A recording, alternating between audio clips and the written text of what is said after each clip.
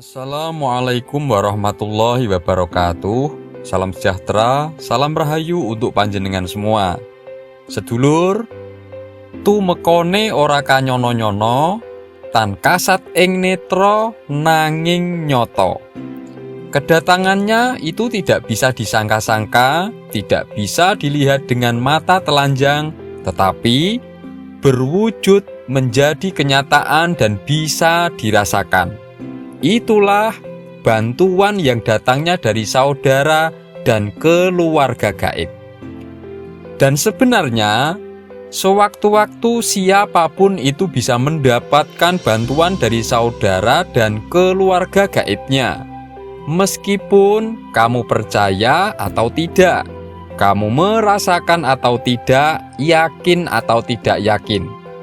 Saudara dan keluarga gaibmu itu sering membantumu meskipun tidak kamu memintanya. Dan ada 8 tanda yang biasanya dialami oleh banyak orang, tak terkecuali kamu juga, yang itu adalah bagian dari munculnya bantuan dari saudara atau keluarga gaibmu. Pertama, nalika kurang dumadaan dadi cukup. Ketika kamu merasa keperluanmu akan kurang, tetapi ternyata menjadi cukup. Ini terjadi ketika kamu akan mengadakan acara seperti kenduren, hajatan, atau acara peringatan hari kematian, bahkan acara syukuran atas menghormati dan mengirim doa bersama untuk keluarga yang sudah meninggal maupun para leluhur. Atau itu ditujukan atau tujuannya untuk kebutuhan keluargamu. Lalu yang kedua, nalika sing dibutuhno dumadaan dadi ana. Ketika kamu punya kebutuhan yang sangat mendesak, ada saja jalan yang tidak kamu sangka-sangka sehingga bisa memenuhi kebutuhan tersebut. Padahal pikiranmu itu sudah mentok, ragu-ragu bahkan harus bagaimana. Ini adalah buah dari hadiah doa-doa yang sudah kamu panjatkan selama ini, yang kamu tujukan kepada para keluargamu, para saudaramu, bahkan para leluhurmu yang sudah meninggal, yang tetap menjadi saudara dan keluarga gaibmu. Tanda ketiga, nalika ngimpi dilanting bapa, ibu, leluhur, lan guru.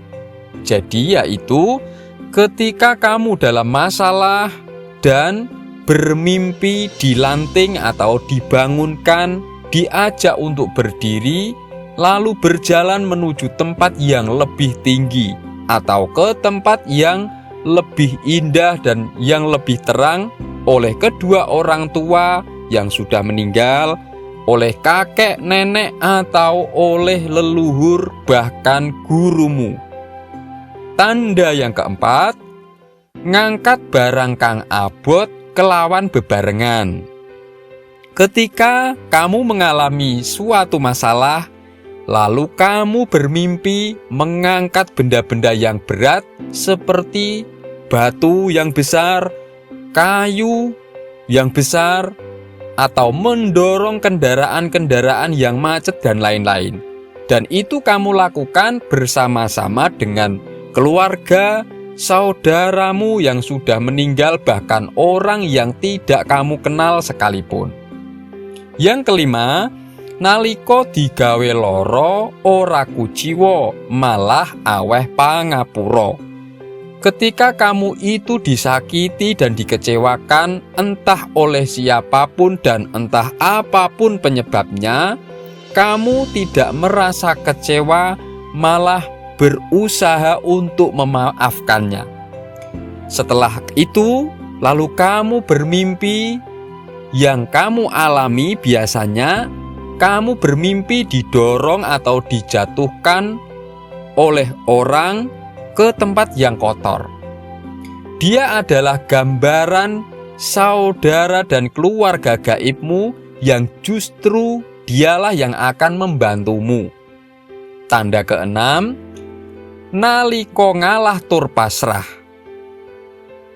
Jadi, terjadinya itu ketika kamu memilih untuk mengalah demi kebaikan dan kamu berserah diri kepada kehendak yang maha kuasa. Ini seperti kenyataan yang sudah dialami oleh Ibu Munaroh, seorang pedagang sayur yang dimusuhi dan dijahati oleh tetangganya sendiri sesama pedagang sayur. Dia itu sering dijelek-jelekkan dan dijahati agar dagangannya itu tidak laku. Nah, menerima perlakuan tersebut, Bu Munaroh memilih diam. Dia memilih mengalah dan tidak melawan daripada menjadi ribut. Dan saking buntunya, dia menyikapi kejahatan tetangganya tersebut dengan perasaan pasrah, berserah diri kepada Sang Kuasa. Akhirnya, di suatu malam, Bu Munaroh bermimpi didatangi orang tua yang mengaku sebagai kakeknya yang sudah lama meninggal, yang bahkan dia belum pernah melihat wajahnya ketika masih hidup. Dan di dalam mimpi tersebut kakeknya berkata, "Nduk, ojo kuatir, ora usah ngenes, sing jahat bakal minggat. Nak, janganlah kamu khawatir, janganlah sedih, yang menjahati akan pergi." Dan paginya apa yang terjadi? Ternyata tetangga yang menjahati Bu Munaroh itu pulang kampung tergesa-gesa gara-gara anaknya itu mengalami kecelakaan. Lalu tanda yang ketujuh, naliko bingung ora ono sing nulung nanging gelem tetulung. Ketika kamu itu kebingungan, sudah mencari bantuan pertolongan ke sana kemari, tetapi tidak ada yang mau menolongmu. Jangankan teman atau tetanggamu, bahkan saudara dan keluargamu sendiri pun tidak mau menolong. Kamu itu dianggap lemah dan dianggap tidak layak dipercaya hanya karena kamu itu dianggap miskin, dipandang. Karena kamu hanya seorang kuli, hanya pedagang kecil-kecilan, hanya buruh pabrik dan lain-lain. Tetapi di balik kesusahan yang kamu alami tadi, kamu malah mau menolong orang lain. Dan akhirnya, kamu pun mendapatkan pertolongan yang tidak kamu sangka-sangka dari orang yang tidak kamu kenal sebelumnya. Ketahuilah, sukma atau ruhnya orang yang sudah menolongmu tersebut adalah keluarga, saudara rohanimu di alam gaib. Tanda ke-8, nalikormo ora dadi ngamuk.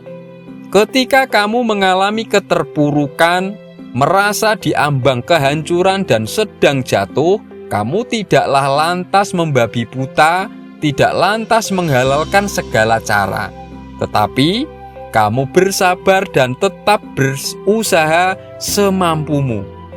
Dalam kondisi ini, lalu kamu bermimpi ditemui keluargamu yang sudah meninggal, entah dia anakmu, adik, kakak, bahkan kedua orang tuamu, maupun kakek nenekmu yang sudah meninggal.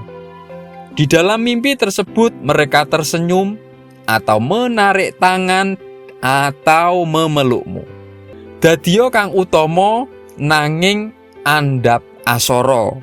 Jadilah yang terbaik, tetapi tetaplah rendah hati, janganlah menyombongkan diri. Semoga ini bermanfaat. Wassalamualaikum warahmatullahi wabarakatuh.